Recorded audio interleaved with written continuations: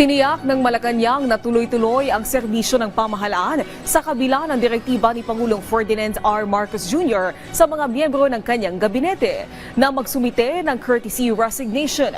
Nilinaw naman ng palasyo na hindi ito bigla ang desisyon ng Pangulo. Si Kenneth Pasyente sa Sentro ng Balita, live. Naomi, hindi maaantala ang serbisyo ng pamahalaan. Yan ang tiniyak ng palasyo kasunod ng naging direktiba ni Pangulong Ferdinand R. Marcos Jr. sa kalihim ng kanyang gabinete na mag-resign. Ayon kay Communications Undersecretary at Palace Press Officer Attorney Claire Castro, hindi maaapektuhan ang mga kasalukuyang programa ng pamahalaan kasunod ng utos na ito ng Pangulo. Paliwanag niya, mananatili naman kasi ang mga ito sa pwesto habang wala pang nailuluklok na bagong opisyal. Pagkakataon na rin anya ito para sa mga kalihim na mag-step up at patunayan kung karapat-dapat ba silang manatili.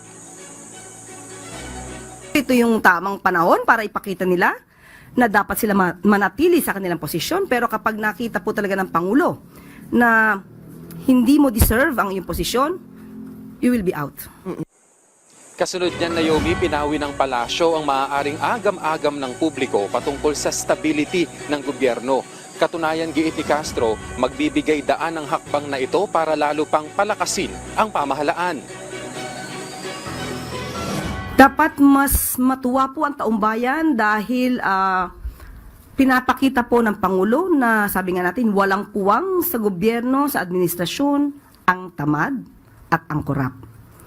Mas maganda po at dapat tanggapin ng taumbayan na mapalitan ang mga ito ng karapat-dapat sa posisyon. At yun naman po ang kagustuhan ng Pangulo. Naman ni Castro na magiging batayan ng assessment ng mga kalihim ay kung gaano kabilis ang performance ng kanilang ahensya. Titingnan din daw kung may issue ng korupsyon at iba pang anomalya. Bagaman wala pang impormasyon kung sino ang bubuo ng komite para sa assessment, asahan na raw na magiging mabilis ang resulta nito.